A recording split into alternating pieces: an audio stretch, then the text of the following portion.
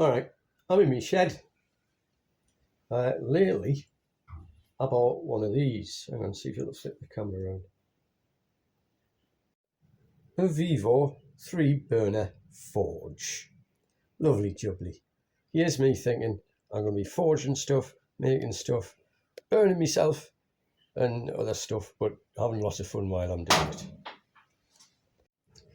Not on your Nelly. They're lethal. I mean lethal. Had I known, I wouldn't have bought them. Nevertheless, I did. So this is how I fixed it. You're also going to have to excuse the orientation of the previous little snippets. Right, so here's the problem. As part of the whole shooting match, you get this. It's it's just some standard rubber-ish pipe with the various kind of injectors, I don't know what you want to call them really, on the end of them. Only it's like this PVC rubbery stuff. Don't know what it's called. Might look it up, might not, probably won't. And it's not conducive to, well, getting hot, is it really? Because it's just going to give way. But that's not the least of the problems. The problem that I have is inside. If we take off one of the nozzles, which I've done here, and we look down the hoil, you'll see there's a little black washer. Nice. Not nice. It's made of rubber. Only really crap rubber. Crappier than the crap rubber that this stuff's made out of. And they just give way. And in my case, they gave way within about 30 minutes of me turning the forge on. Now, when I say turning the forge on, I mean literally just turning it on. It was on at about 10% power, and the idea of it being on was I'm drying off refractory cement, which you need to do slowly, otherwise you're going to crack the cement, that kind of bananas.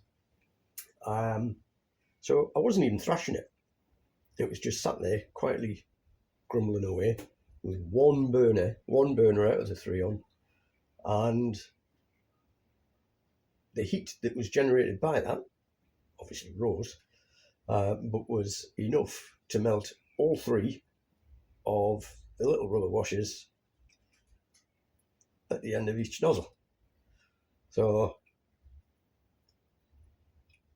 it was only by pure chance that I spotted it. Had I not spotted it, because I'm gobsmacked at how ridiculously bad the design is, and the kind of crap that you're supplied with, but is what it is. I paid about 120 quid for mine, I think. I managed to find it really cheap on Tinternet, off Fleabay. Don't know if they're aware of what they're selling, probably not. Ordinarily they're a bit more expensive than that. I've seen them for like over 200 quid. I'm glad I didn't pay that much. Nevertheless, I ain't going to be beaten by this bastard, so we're going to sort it out. There's 2 problems here. Obviously, rubber. Can't be doing rubber. I'm going to move that. Get rid of it, in fact. But also, the burners sit in these things. It's madness.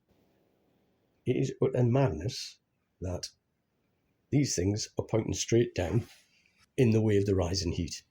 What really we should be doing is firing them in from this side or that side, suit yourself. They need to be coming in from the side rather than the top. Otherwise, whatever is feeding them is always going to be subject to intense heat. And we know how intense the heat gets because it's intense enough to melt the metal inside. So it gets extremely hot very, very quickly.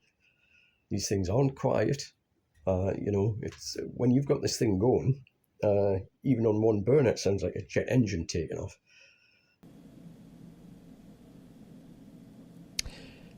Okay then, so just on intense heat. Obviously heat rises. And we're talking about a propane Venturi burner. Now, the action of the burner actually injects air into the propane stream. So what you get out the bottom end of the burner tube, or the Venturi tube, is effectively, akin to the same sort of thing you'd see out the back of a jet engine. So even on the lowest of settings, it's quite an impressive show, to be honest. But nevertheless, with all that spectacle comes significant heat. And that's the reason I've just paused the video here. I'm stressing to you the amount of heat that's generated by a single burner, even on the lowest possible setting you can set it without it actually extinguishing itself. Within, it was probably within minutes of setting this thing ablaze, that the amount of heat generated had already started to melt the rubber that I showed you earlier, a little rubber washer. And it was also starting to affect the pipework, the plastic pipework on top. When you go to put your hand above the burner, even after a few minutes, it's impossibly hot. You can't hold your hand there. So that rubber has been sat there for God knows how long without any break. And it's slowly just disintegrating. I did later run some other tests where I forced the rubber to fail, and it didn't take 5 minutes. Didn't take 5 minutes at all, and I had propane pissing out, absolutely pissing out. So that left unchecked. Now, so the other problem I've got with this is I've seen other channels who are obviously sponsored by the company concerned to push these devices.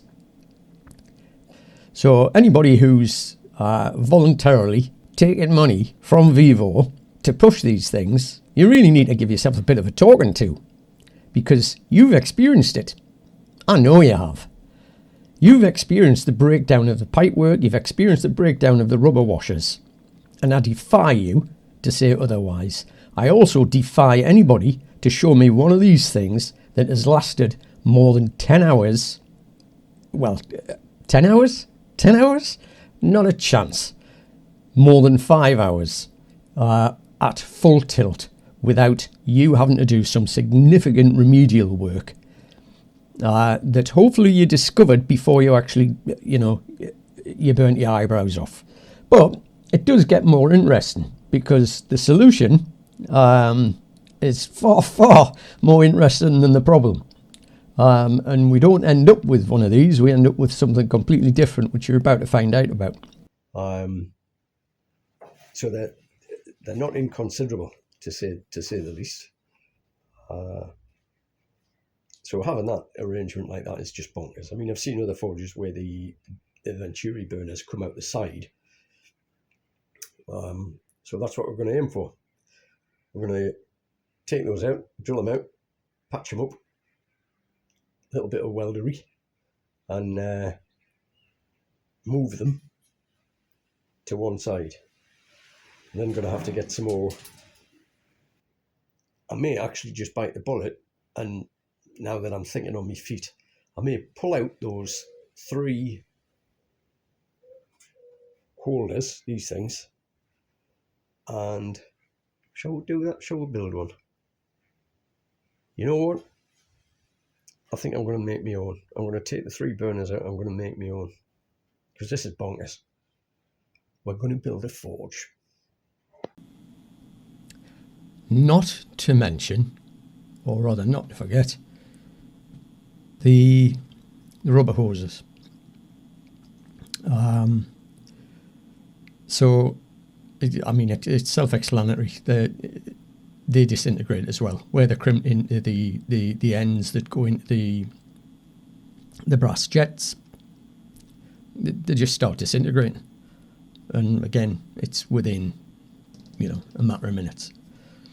Obviously, that's going to vary, or at least the time frame is going to vary depending on the amount of heat that these things are putting out. But it's just it's a shocking design, shocking. However,